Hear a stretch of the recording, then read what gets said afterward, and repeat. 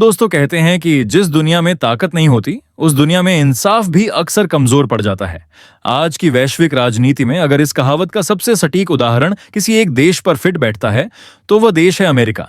ऐसा अमेरिका जो खुद को लोकतंत्र का झंडा बरदार बताता है, मानवाधिकारों की दुहाई देता है, लेकिन जब उसके हितों पर बात आती है तो वही अमेरिका सबसे पहले बंदूक उठाता है, बम गिराता है और देशों की किस्मत से खेल जाता है। फर्क बस इतना है कि हर देश अमेरिका के सामने खड़ा होने की हिम्मत नहीं कर पाता, लेकिन भारत उन गिने चुने देशों में शामिल है जिसके पास अपनी ताकत है, अपनी सेना है और सबसे बड़ी बात अपनी स्वतंत्र रणनीति है। वरना अमेरिका जिस तरह से योजनाएं बनाता है, जिस तरह से देशों को घेरता है, वह किसी भी राष्ट्र को घुटनों पर लाने के लिए काफी होता है। दोस्तों, आगे जो सच सामने आने वाला है वह सिर्फ खबर नहीं बल्कि आंखें खोल देने वाला है। इसलिए वीडियो को अभी लाइक जरूर कर दीजिए और चैनल को सब्सक्राइब करके बेल आइकन को ऑल पर सेट कर लीजिए ताकि ऐसी अहम जानकारियां आप तक सबसे पहले पहुंचती रहें। यकीन मानिए, अगर आपने यह वीडियो बीच में छोड़ दिया तो आप उस सबसे अहम कड़ी को मिस कर देंगे जो पूरी कहानी की दिशा बदल देती है। आज जो खबरें सामने आ रही हैं वे सिर्फ अमेरिका और वेनेजुएला के बीच के टकराव की कहानी नहीं है। ये खबरें दरअसल भारत की उस रणनीतिक ताकत की भी कहानी है जिसकी वजह से अमेरिका जैसे देश को भी कई बार बैकफुट पर जाना पड़ता है। अमेरिका और वेनेजुएला के बीच जो युद्ध जैसे हालात बने, जो हमले हुए और जो वैश्विक हलचल मची, उसी के बीच भारत से जुड़ी कुछ बेहद अहम रणनीतिक कड़ियां भी सामने आती हैं। इस पूरे घटनाक्रम को अगर आप गहराई से समझेंगे तो आपको साफ दिखेगा कि अमेरिका आखिर किन देशों से टकराता है, किन्हें दबाने की कोशिश करता है और किनके सामने उसकी चालें बेअसर हो जाती हैं। लेकिन आगे बढ़ने से पहले एक छोटी सी बात, अगर आप चाहते हैं कि ऐसी ही परतें खोलने वाली खबरें, ऐसी ही सच्चाई दिखाने वाले वीडियो लगातार आप तक पहुंचते रहें तो इस वीडियो को लाइक जरूर करें और चैनल को सब्सक्राइब कर लें। यह आपके लिए 1 सेकंड का काम है, लेकिन हमारे लिए बहुत बड़ी ताकत बन जाता है।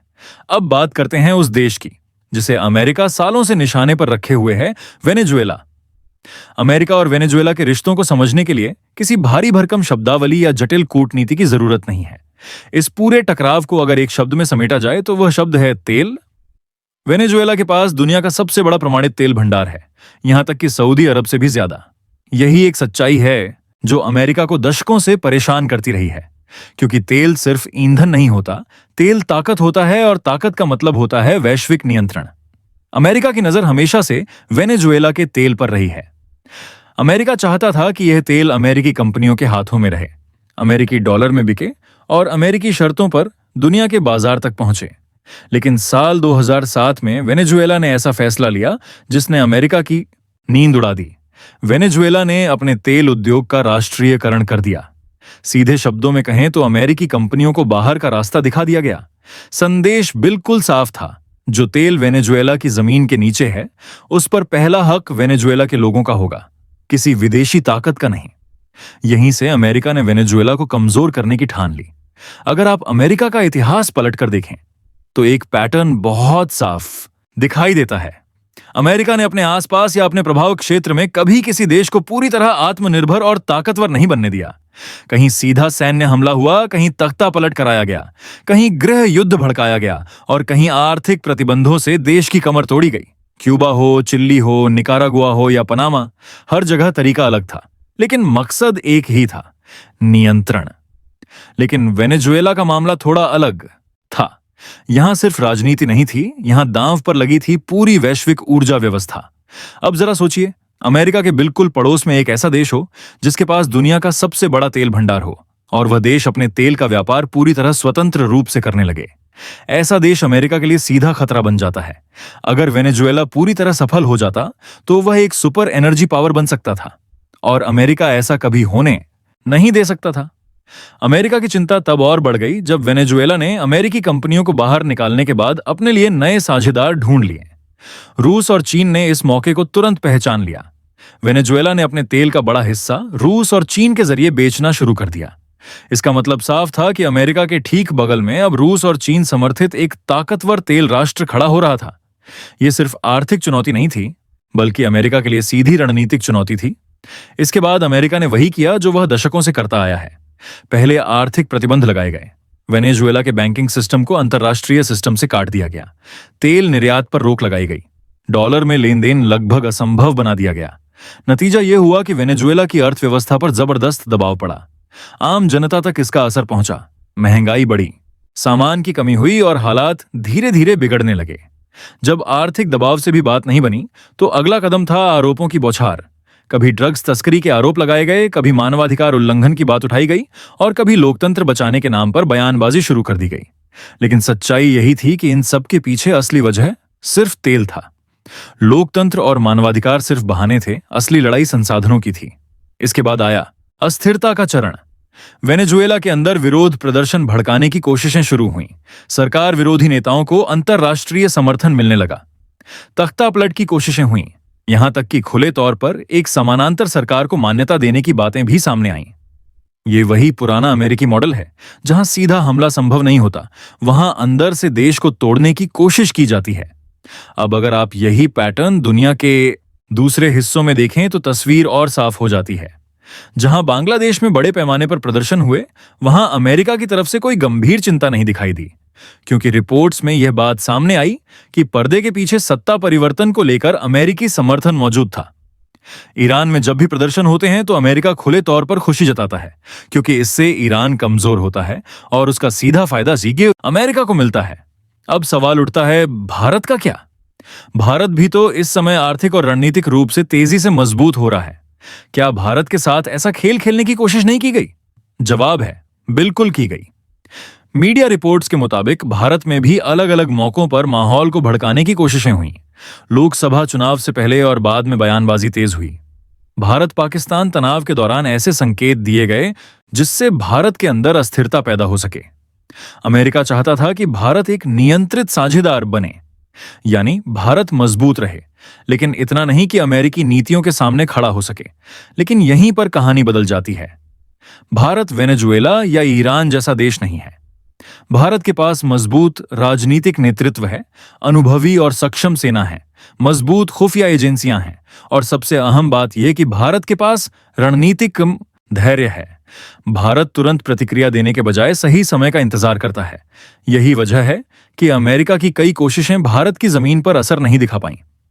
पिछले कुछ वर्षों में यह बात साफ हो गई है कि भारत अब किसी के दबाव में चलने वाला देश नहीं है। अमेरिका ने अलग अलग मंचों पर अप्रत्यक्ष दबाव बनाने की कोशिश की, लेकिन भारत अपने रुख से एक इंच भी पीछे नहीं हटा। भारत ने साफ संकेत दिया कि साझेदारी होगी, लेकिन शर्तों पर नहीं। फैसला भारत का होगा और दिशा भी भारत ही तय करेगा।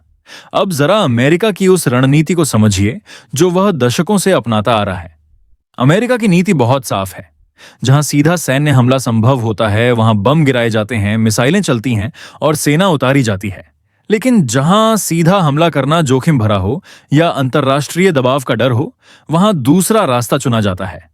उस देश के अंदर असंतोष फैलाया जाता है, समाज को बांटने की कोशिश की जाती है, राजनीतिक अराजकता पैदा की जाती है और फिर हालात को इस हद तक बिगाड़ दिया जाता है कि देश खुद अंदर से कमजोर हो जाए। वेनेजुएला में यही मॉडल अपनाया गया और यही मॉडल दुनिया के कई हिस्सों में दोहराया गया। लेकिन भारत के मामले में अमेरिका को एक ऐसी दीवार मिली जिसे तोड़ना आसान नहीं था। भारत की संस्थाएं मजबूत हैं।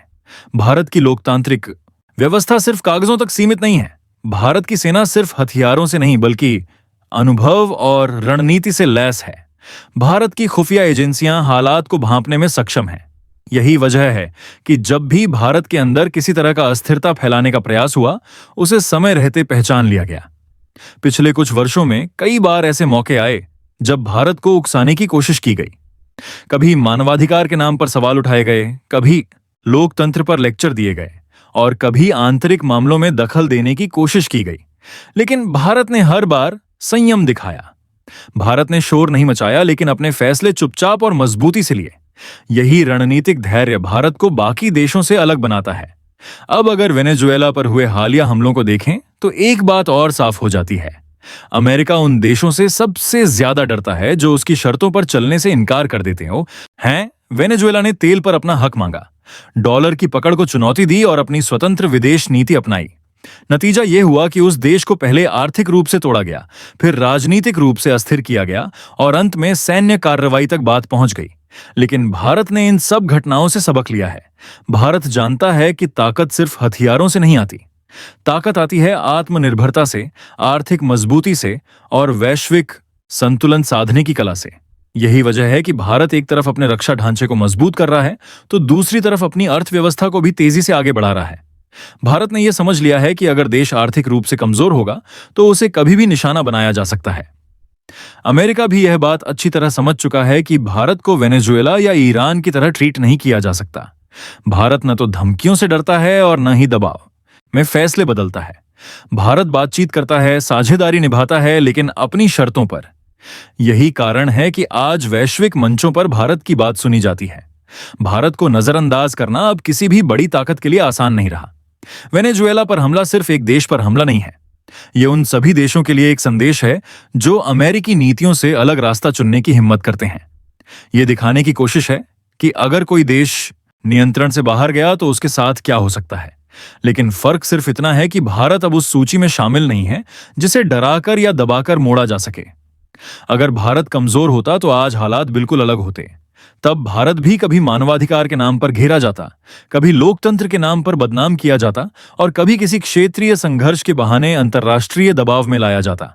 लेकिन भारत की ताकत, उसकी तैयारी और उसका धैर्य इन सभी कोशिशों के सामने एक मजबूत दीवार बनकर खड़ा रहा। आज भारत अपनी शर्तों पर दुनिया से बात करता है। भारत तय करता है कि उसे किसके साथ कितना चलना है और किस हद तक। यही बात अमेरिका को सबसे ज्यादा चुभती है, क्योंकि अमेरिका को उन देशों से परेशानी नहीं होती जो कमजोर होते हैं। अमेरिका को परेशानी उन देशों से होती है जो मजबूत होते हैं लेकिन नियंत्रित नहीं होते। आज की दुनिया में सबसे बड़ा सच यही है कि ताकत ही सम्मान तय करती है और रणनीति ही भविष्य लिखती है।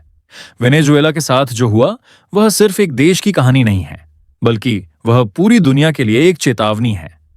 यह दिखाता है कि जब कोई देश अपनी राह खुद तय करने की कोशिश करता है, जब वह संसाधनों पर अपना अधिकार मांगता है और जब वह किसी बड़ी ताकत की शर्तों पर चलने से इनकार करता है, तो उसके खिलाफ किस तरह का खेल रचा जाता है। आर्थिक प्रतिबंधों से लेकर राजनीतिक अस्थिरता तक और अंत में सैन्य कार्रवाई तक, यह पूरा मॉडल दुनिया कई बार देख चुकी है। फर्क बस इतना होता है कि कुछ देश टूट जाते हैं और कुछ देश इतिहास से सीख लेते हैं। भारत ने वही किया है जो एक समझदार और दूरदर्शी राष्ट्र करता है। भारत ने वेनेजुएला की कहानी को सिर्फ देखा नहीं बल्कि समझा भी है। भारत ने यह जान लिया है कि असली आजादी सिर्फ झंडा लहराने से नहीं आती, बल्कि आर्थिक मजबूती, सैन्य तैयारी और रणनीतिक धैर्य से आती है। यही वजह है कि भारत आज किसी के इशारों पर नहीं चलता, भारत दबाव में फैसले नहीं लेता और भारत किसी भी बाहरी ताकत को अपने आंतरिक मामलों में दखल देने की इजाजत नहीं देता। अगर भारत कमजोर होता तो आज तस्वीर बिल्कुल अलग होती। तब भारत भी कभी मानवाधिकार के नाम पर घिरता, कभी लोकतंत्र के नाम पर बदनाम किया जाता और कभी किसी क्षेत्रीय तनाव के बहाने अंतर्राष्ट्रीय दबाव में लाया जाता। लेकिन भारत की सबसे बड़ी ताकत यह है कि उसने समय रहते अपनी कमजोरियों को पहचाना और उन्हें अपनी ताकत में बदला। मजबूत नेतृत्व, सक्षम सेना, सतर्क खुफिया तंत्र और आत्मनिर्भरता की दिशा में बढ़ती अर्थव्यवस्था ने भारत को उस स्थिति में ला खड़ा किया है जहां उसे न तो डराया जा सकता है और न ही मोड़ा जा सकता है। आज भारत दुनिया से आंख मिलाकर बात करता है, साझेदारी करता है लेकिन बराबरी के स्तर पर, दोस्ती निभाता है लेकिन आत्मसम्मान के साथ। यही बात उन ताकतों को सबसे ज्यादा परेशान करती है जो दुनिया को अपनी मुट्ठी में रखना चाहती हैं, क्योंकि उन्हें कमजोर देशों से नहीं बल्कि मजबूत और स्वतंत्र सोच वाले देशों से डर लगता है।